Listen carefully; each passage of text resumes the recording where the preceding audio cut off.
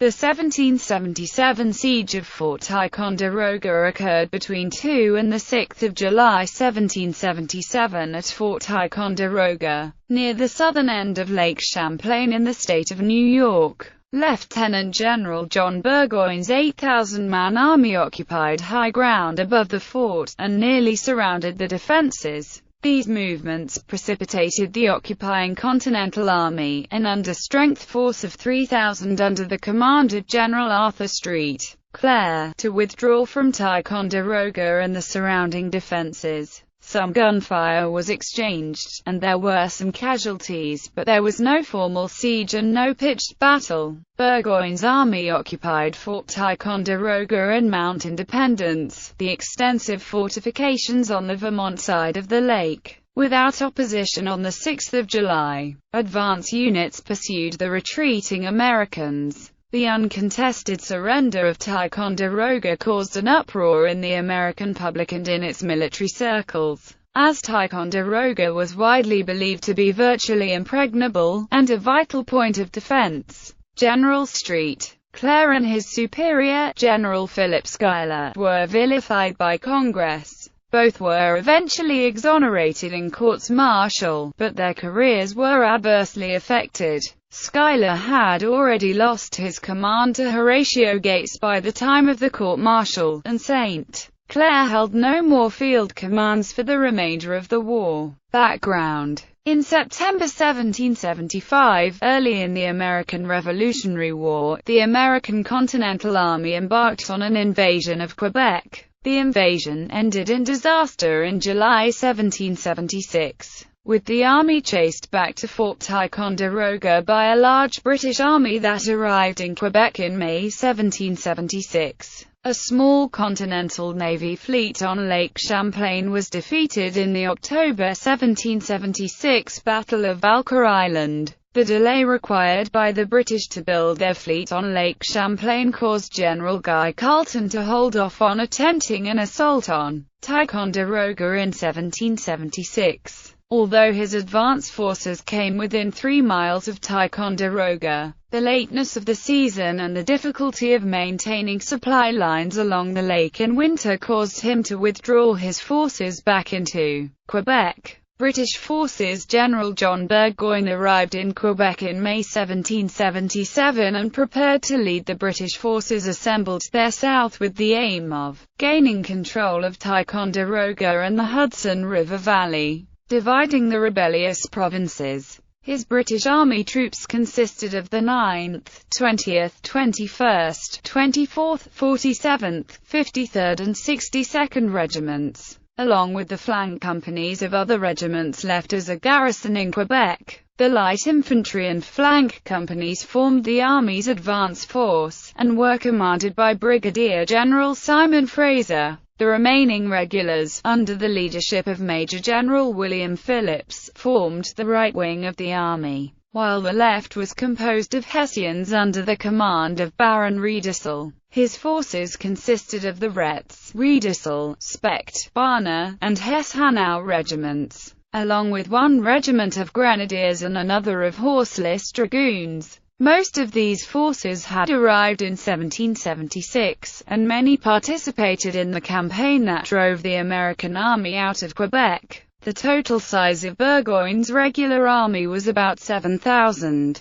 In addition to the regulars, there were about 800 Indians, and a relatively small number of Canadians and Loyalists, who acted primarily as scouts and screening reconnaissance. The army was also accompanied by more than 1,000 civilians, including a pregnant woman, and Baroness Riedesel with her 3 small children. Including these non-military personnel, the total number of people in Burgoyne's army was more than 10,000. Burgoyne and General Carleton recited the troops at Fort St. John, near the northern end of Lake Champlain, on the 14th of June. By the 21st of June, the armada carrying the army was on the lake, and they had arrived at the unoccupied Fort Crown Point by the 30th of June. The Indians and other elements of the advance force laid down such an effective screen that the American defenders at Ticonderoga were unaware of either the exact location or strength of the force moving along the lake. While en route, Burgoyne authored a proclamation to the Americans, written in the turgid, pompous style for which he was well known, and frequently criticized and parodied.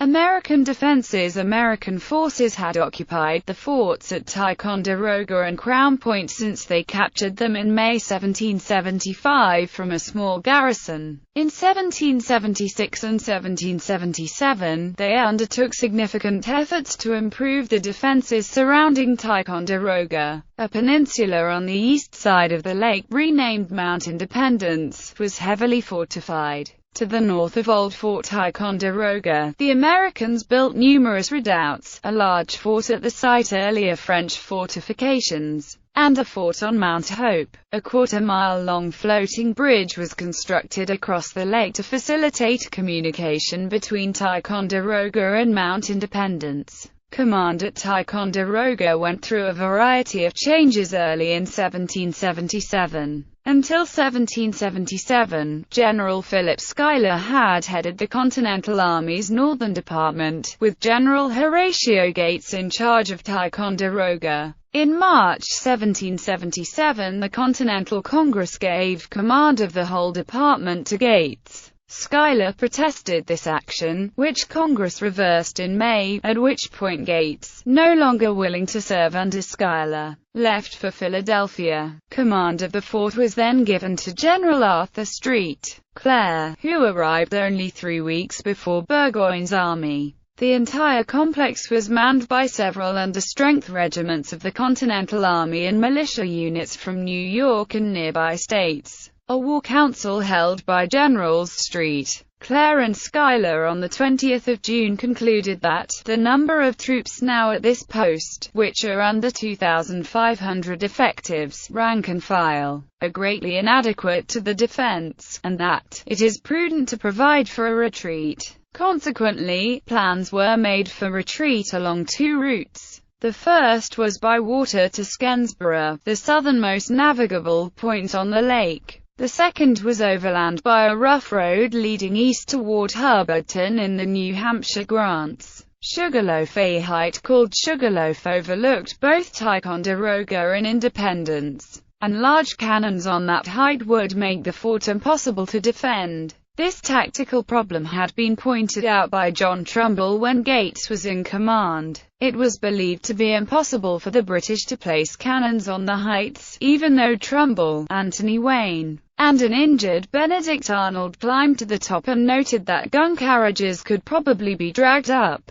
The defense, or lack thereof, of Sugarloaf was complicated by the widespread perception that Fort Ticonderoga, with a reputation as the Gibraltar of the North, had to be held. Neither abandoning the fort nor garrisoning it with a small force was viewed as a politically viable option. Defending the fort and the associated outer works would require all the troops currently there, leaving none to defend Sugarloaf. Furthermore, George Washington and the Congress were of the opinion that Burgoyne, who was known to be in Quebec, was more likely to strike from the south, moving his troops by sea to New York City. Following the War Council of the 20th of June, Schuyler ordered St. Clair to hold out as long as he could, and to avoid having his avenues of retreat cut off. Schuyler took command of a reserve force of 700 at Albany, and Washington ordered 4 regiments to be held in readiness at Peekskill, further down the Hudson River. Battle. British advance on the 1st of July. General St. Clair was still unaware of the full strength of Burgoyne's army, which lay just 4 miles away. Burgoyne had deployed Fraser's advance force and right column on the west side of the lake, hoping to cut off the defenses at Mount Hope. Riedesel and the German column were deployed on the east side of the lake, where their objective was Mount Independence and the road to Hubbardton. Burgoyne gave the order to advance on the 2nd of July. On the morning of the 2nd of July, St. Clair decided to withdraw the men occupying the defense post at Mount Hope, which was exposed and subject to capture. The detachment there set fire to the works and retreated to the old French lines. getting away not long before the arrival of Burgoyne's advance guard. That afternoon, a company of British soldiers and Indians came toward those lines, but not near enough to do significant damage, and opened fire. St. Clair ordered his men to hold their fire until the enemy was closer, but James Wilkinson fired at a British soldier, spurring the untrained defenders to follow suit. The soldier Wilkinson fired at fell, and the British troops fled. When the man was captured, it turned out he was uninjured, and that he had fallen down because he was drunk. Through the deception of placing him with a man posing as a captured loyalist, St. Clair learned the nature of the opposing forces. Fraser's advance forces occupied Mount Hope on the 3rd of July. Burgoyne ordered some of the scouts and Indians over to the east side of the lake for reconnaissance ahead of the German column, and brought some of the Germans over to the west side. Some of the British camp was placed close enough to the American lines that they were harassed by gunfire. This did not prevent the British from making repairs to the bridges on the portage road between Ticonderoga and Lake George. British engineers discovered the strategic position of Sugarloaf, and realized that the American withdrawal from Mount Hope gave them access to it. Starting on the 2nd of July, they began clearing and building gun emplacements on top of that height, working carefully to avoid notice by the Americans. They spent several days drawing some of their larger guns up the slope. Burgoyne's objective was to spring the trap only when Riedsel's Germans were in position to cut off the American retreat. On the 4th of July, the Americans held a quiet celebration with some toasts to commemorate the previous year's Declaration of Independence. That night, the British lost their element of surprise when some Indians lit fires on Sugarloaf, alerting the Americans to their presence there. On the morning of the 5th of July, St. Clair held a war council in which the decision was made to retreat. Since their position was completely exposed, they delayed departure until nightfall, when their movements would be concealed. In a conversation with one of his quartermasters, St. Clair observed that he could save his character and lose the army by holding the fort, or save the army and lose his character if he retreated, giving a clear indication of the political reaction he was expecting to his decision. All possible armaments, as well as invalids, camp followers, and supplies were loaded onto a fleet of more than 200 boats that began to move up the lake towards Skensborough, accompanied by Colonel Pierce Long's regiment.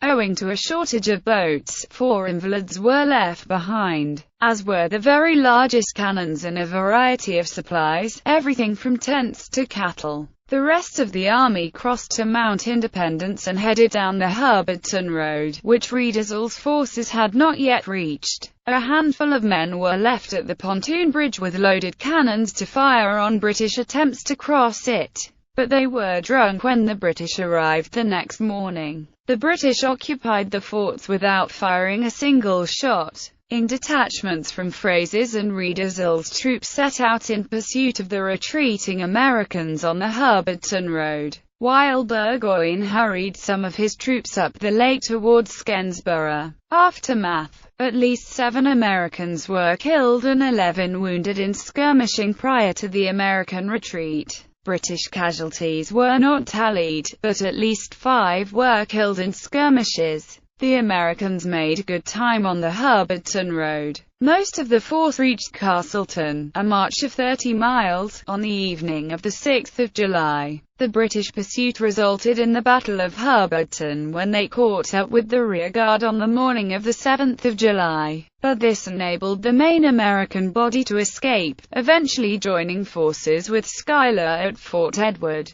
The smaller American force that had fled by boat to Skensborough fought off Burgoyne's advance force in the Battle of Fort Anne, but was forced to abandon equipment and many sick and wounded in skirmishing at Skensborough. The confrontation at Ticonderoga did not substantially slow Burgoyne's advance. but he was forced to leave a garrison of more than 900 men in the Ticonderoga area, and wait until the 11th of July for the dispersed elements of his army to regroup at Skensborough. He then encountered delays in traveling the heavily wooded road between Skensborough and Fort Edward, which General Schuyler's forces had effectively ruined by felling trees across it and destroying all its bridges in the swampy terrain. Burgoyne's campaign ultimately failed and he was forced to surrender after the battles of Saratoga. General Gates reported to Governor George Clinton on the 20th of November that Ticonderoga and Independence had been abandoned and burned by the retreating British.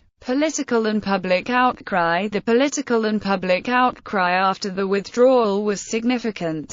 The Congress was appalled, and criticized both Schuyler and St. Clair for the loss. John Adams wrote, "I think we shall never be able to defend a post until we shoot a general." And George Washington said it was an event of chagrin and surprise, not apprehended nor within the compass of my reasoning. Rumors circulated that St. Clair and Schuyler were traitors who had taken bribes in exchange for the retreat. Schuyler was eventually removed as commander of the Northern Department, replaced by General Gates. The fall of Ticonderoga was among the reasons cited. St. Clair was removed from his command and sent to headquarters for an inquiry. He maintained that his conduct had been honorable, and demanded a review by court-martial. The court-martial was not held until September 1778 due to political intrigues against Washington. St. Clair was completely exonerated, although he was never given another field command. Schuyler was also cleared of any wrongdoing by a court-martial. The news made headlines in Europe.